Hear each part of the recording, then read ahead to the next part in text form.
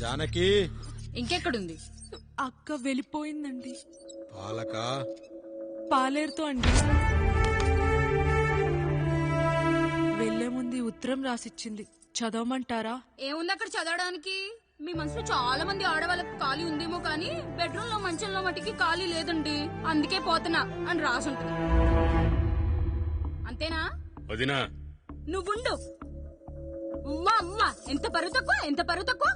ఎవరి గదులో తలుపులేసుకోమని కేకలేశారు, మరిది గారు చెయ్యేశారని తరిమేశారు. పరువు ప్రతిష్ట మన ఇంటికేసిన సొన్నం అన్నారు. తీరా చూస్తే పని మంచితో సరసం సంతానం.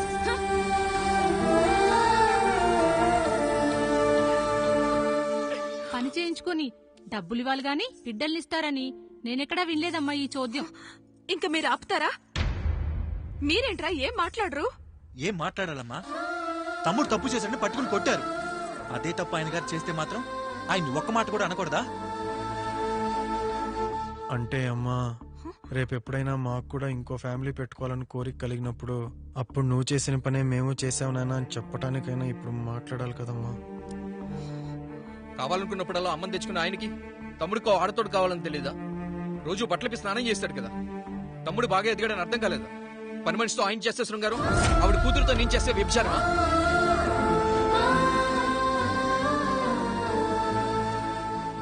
మాట్లాడవేంట్రా కాముడు? నువ్వు కూడా నా చొక్కా పట్టుకుని అడగరా? బాబుగారు అడగరా? అడుగు. నా భార్యకు పుట్టిన బిడ్డ నీ పోలికలతో పుట్టాడు, ఏం చేసావని అడగరా? బాబుగారు అడుగు. ఏమడగమంటారు బాబుగారు? నాకు మీ తమ్ముళ్ళకున్నంత జ్ఞానం లేదు. మా ఇంట్లో ఉండేది నలుగురు, కానీ బాత్రూంలో ఉండేది సబ్బు బిళ్ళ ఒక్కటే. నేను స్నానం చేసిన తర్వాత నా భార్య కూడా ఆ సబ్బుతోనే స్నానం చేస్తుంది. నా భార్య ముట్టుకుందని సబ్బు బిళ్ళ మీద కోపడతామా? ఆ బిళ్ళ కరిగే వరకు, మా మురికి వదిలే వరకు మీరేనయ్యా మా సబ్బు బిళ్ళ.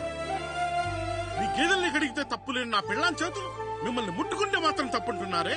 వీళ్ళ ఉద్దేశంలో మీరు మీరు పశువు కంటే హీనమనా? ఏమిటి అన్యాయం?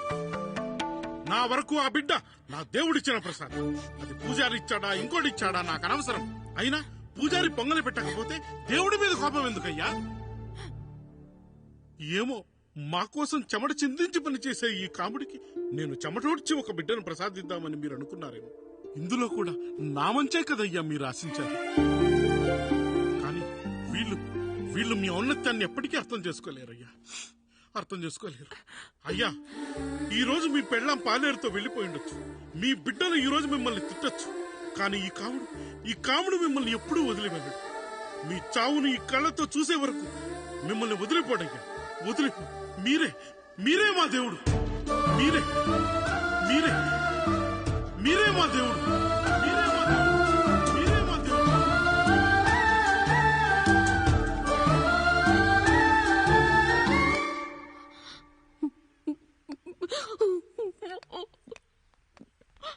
చిన్నయ్య కాఫీ. చిన్నయ్య కాదు, చిన్నోడు. నేను మీ అక్క కొడుకును. నువ్వెందుకు ఏడుస్తున్నావమ్మా? చిన్నోడా, పెద్దయ్య గురించి అలా మాట్లాడకయ్యా. పెద్ద మనిషి, డబ్బుంటే గుడి కట్టాలి, బడి కట్టాలి. వెళ్ళిన చోటల్లా కనిపించిన దానికల్లా బిడ్డలు నెచ్చుకుంటూ పోరు. ప్రతి ఊళ్ళో చెట్లు నాటించడానికి వాడేమన్నా ఆశో కూడా. గుప్పెడంత ఉల్లిని కోస్తేనే కన్నీళ్లు వస్తాయి. బారెడంత నా తల్లి మనసు కోసాడు. వాడి కన్నీళ్లు కాదు, రక్తం రావాలి, వచ్చేలా చేస్తా. మనల్ని ఇంతగా మోసం చేసిన వాడికి ఆస్తి, 3 పిల్లలు. నీకు మాత్రం పేదరికం ఒక్కడే. వద్దు చిన్నయ్య, వద్దు చిన్నయ్య.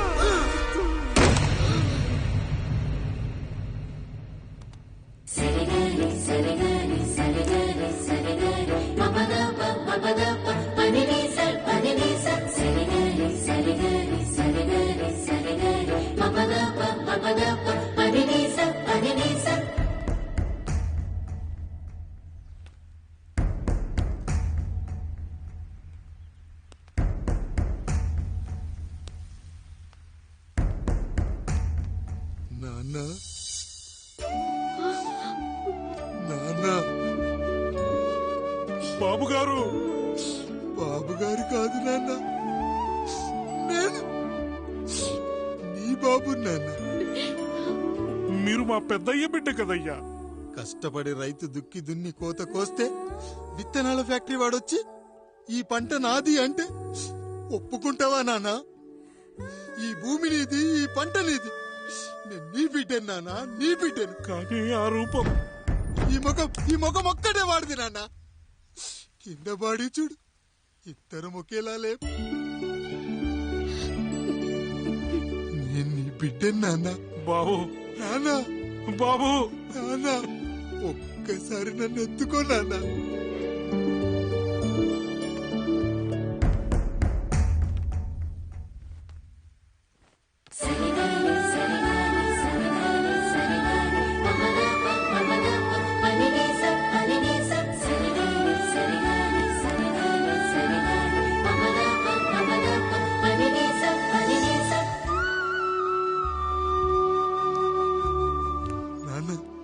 నువ్వెంత మంచివాడివి నాన్న. ఒకడు వాడిన టూత్ బ్రష్ నే ఎవ్వడూ చేత్తో పట్టుకోడు. అలాంటిది నువ్వు నోట్లో పెట్టుకుని తిరుగుతున్నావు. అమ్మ ఎంత అదృష్టవంతురాలు నాన్న, ఎంత అదృష్టవంతురాలు. చాలు బాబు, ఇది చాలు.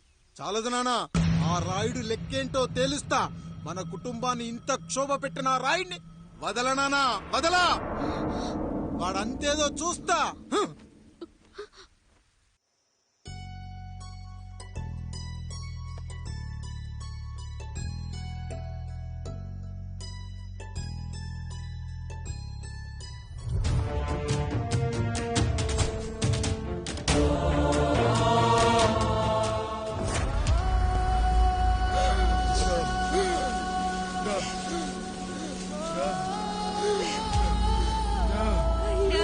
చూడండి అయ్యా, వీళ్ళని చూసాకైనా మీ మనసు కరెక్ట్ లేదా? తాగటానికి నీళ్లు లేక చావు బతుకుల మధ్య కొట్టు బిట్టాడుతున్నారయ్యా. పచ్చగా ఉండే ఈ ప్రాంతానికి ఏం దిష్టి తగిలిందో ఏమో. భూమిలోనే కాదు, మా కళ్ళల్లో కూడా నీరు ఇంకిపోయేలా చేశాడా దేవుడు. ఈకంతా మీ చేతుల్లోనే ఉందయ్యా. చూడమ్మా, వర్షాలు లేక కరువుతో రాష్ట్రం కష్టాన్ని కూడా అరువు తెచ్చుకుని బతుకుతుంది. నా కాళ్ళ మీద పడితే ఏమీ రాదు, పైనుండి వర్షం పడాలి. అయ్యా మినిస్టర్ గారు, మీరైనా ఏదో ఒకటి చెయ్యండి అయ్యా. నేనేం చేయనమ్మా, ఇక దేవుడే మిమ్మల్ని కాపాడాలి. ఎవడొస్తాడే మిమ్మల్ని కాపాడడానికి? ఎన్నాళ్ళు అడుగుతారా ఎవడొస్తాడు, ఎప్పుడొస్తాడు, ఎక్కడి నుంచి వస్తాడు అని? పేదవాడికి కష్టం వచ్చినప్పుడల్లా ఇదే మాట. 70 ఏళ్లుగా హీరో రావాల్సి వచ్చినప్పుడల్లా ఇదే మాట. ఇంకా ఎన్నేళ్ళు అడుగుతారా? ఎవడొస్తాడే మిమ్మల్ని కాపాడడానికని మీరు మమ్మల్ని అడగటం, వస్తాడ్రా అని మేము మీకు చెప్పడం. అయినా సరే మళ్ళీ మీకోసం ఇంకోసారి చెప్తున్నాను, వస్తాడు. ఆకాశాన్ని చింపుకుంటూ వస్తాడు, నేలను పగలగొట్టుకుంటూ వస్తాడు. ఎవడు? దేవుడు. దేవుడా? రాయికి వరమిచ్చిన రాముడు దేవుడైతే, ద్రౌపదికి చీరిచ్చిన కృష్ణుడు దేవుడైతే, ఈ ఊరికి ఆయనే దేవుడు. ఆ దేవుడికి ఇంకో పేరే రాయుడు. పాపారాయుడు, పాపారాయుడు.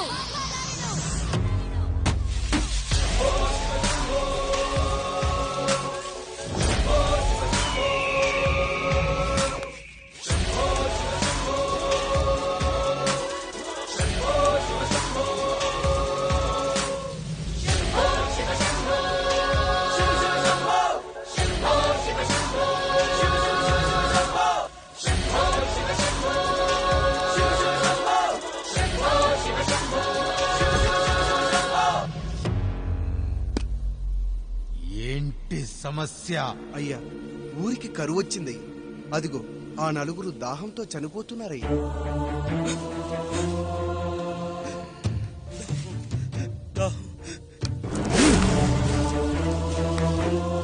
పాపారాయుడు తీర్పు ప్రకటిస్తున్నాడు. ఈ గ్రామం ఇంతకు ముందెప్పుడు ఎదురవ్వని సమస్య.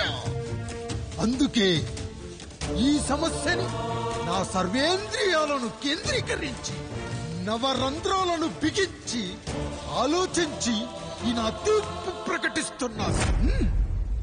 దాహంతో అలమటిస్తున్న ఆ నలుగురికి వెంటనే బావులు తవ్వించి వాళ్లకు నీళ్ళివ్వండి. అంత సమయం లేదయ్యా, మరో 5 నిమిషాల్లో వారి చేత నీళ్లు తాగించిపోతే చచ్చిపోతారయ్యా. పూజారి మరేంటి ఇప్పుడు దీనికి పరిష్కారం? నృత్యం. సంగీతానికి శిలలు, నృత్యానికి మేఘాలు కరుగుతాయని శాస్త్రం చెబుతుంది. ఆ నాట్యానికి ఆకాశం కరిగి వెంటనే వర్షం పడాలి. అందుకు ఆ నటరాజైన శివుడే మార్గం చూపించాలి.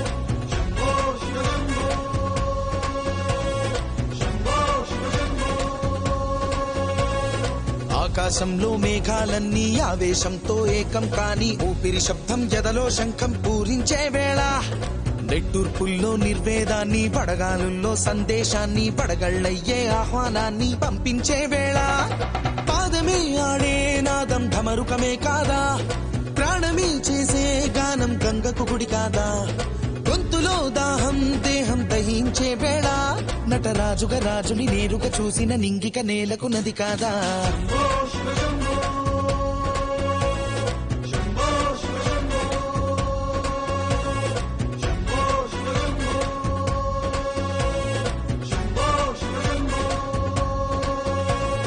నిమిషం విషమైతే గళమే సిద్ధం అని చెప్పే శివతత్వమే, వేషం వేయించే నాట్యం చేయిస్తే మేఘం పులకించదా, ఊరికే బాధే మోసే రాజే కాడంటూ, ఊరికై యుద్ధం చేసే శక్తి ఉందంటూ, మండిన హోమంలో నా సమిధే తానంటూ, తన దేహమే మబ్బుగా స్వేదమే బానగ గొంతులు నేరుగా తడిపేనా.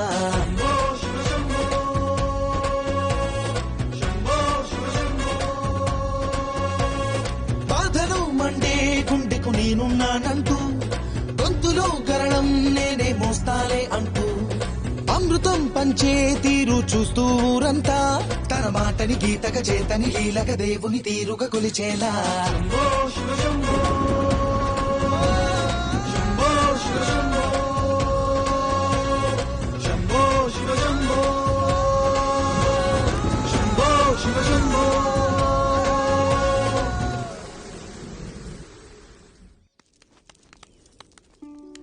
అయ్యా, దేవుడిచ్చిన ప్రసాదం అనుకుని నలుగురిని కన్నాను, ముగ్గురికి పెళ్లి చేయగలిగానయ్యా. ఈ ఊరు ఏమిచ్చినా మీరు తీసుకుంటారు కదయ్యా, ఇది మిగిలిపోయింది, తమరే ఏదో ఒకటి చెయ్యండి అయ్యా.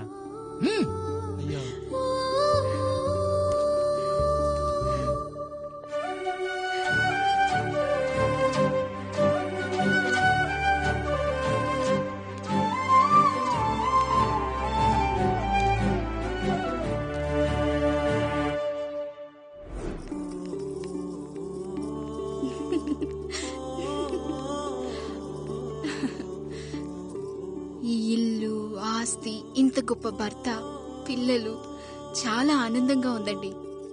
కానీ నాకొకటే లోటు, మన తర్వాత మన పిల్లల్ని చూసుకోవడానికి వీళ్ళకొక అన్నయ్య కావాలండి. అచ్చం మీ పోలికలతో వీళ్ళకొక అన్నయ్యని కందామండి. నువ్వు అడిగితే కాదనగలనా?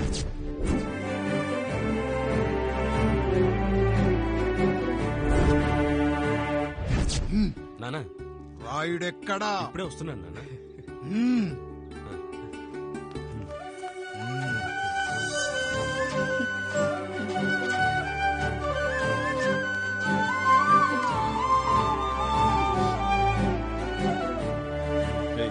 చూడరా, మీ అన్నం మీద పగ తీర్చుకోవడానికి నీకు ఇదే సరైన సమయం. పర్లేదంటావా? ఏం పర్వాలేదు. అయ్యా, ఎరా రంగా, ఏం కావాలో అడగరా. నీకంటూ ఏమి ఇవ్వలేదు, నువ్వు ఏమి అడగలేదు, చెప్పరా. మా అన్నకు నాకు పడట్లేదయ్యా. తోడపుట్టినవాడని చాలా సహించాను, అడ్డమైన దానాలు చేసి ఆస్తి మొత్తం పోగొట్టాడు. ఇప్పుడేం కావాలరా? కొద్దిగా ఈ కత్తి తీసుకొని వాడిని చంపి పెట్టండి అయ్యా.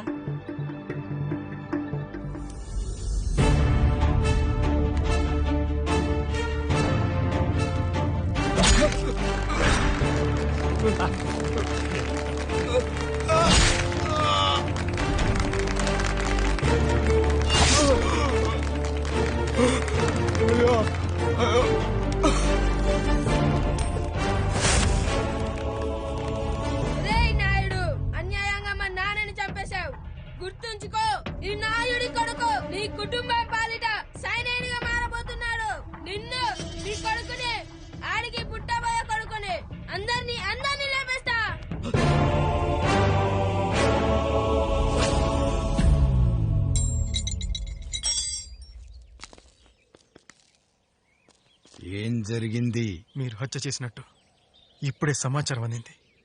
తగిన సాక్ష్యాధారాలు పరిశీలించిన పిమ్మట మీకు యావజ్జీవ కారాగార శిక్ష, 2000 రూపాయల జరిమానా విధిస్తూ అరెస్ట్ చేస్తున్నాం. అయ్యగారు నా కోసం చేసిన త్యాగాన్ని హత్య అంటుందా మీ చట్టం?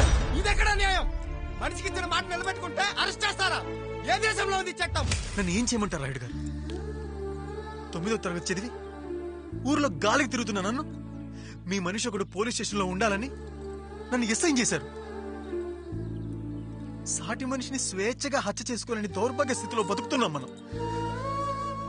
మీరు చేసిన ఈ గొప్ప పనిని అర్థం చేసుకునే సంస్కారం, విజ్ఞత, విజ్ఞానం మాకు లేవు సార్, మాకు లేవు.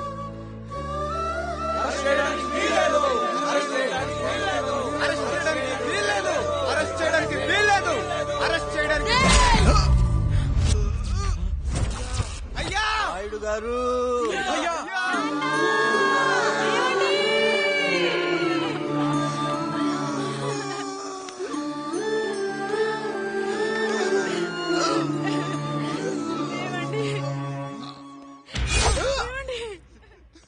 నొప్పిగా ఉందిరా.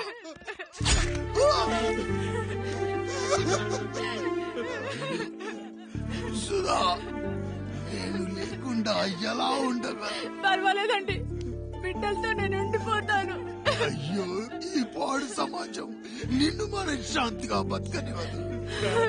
ఇంతమంది పిల్లల్ని చూసుకుంటూ భర్త లేకుండా ఎలా బతకగలం?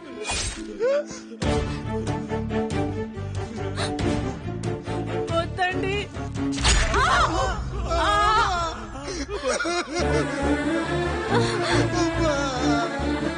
రాయుడు, బిడ్డలు జాగ్రత్త.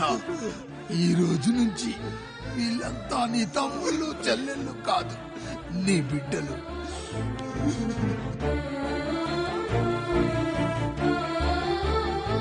ఎక్కడికి వెళ్ళండ్రా.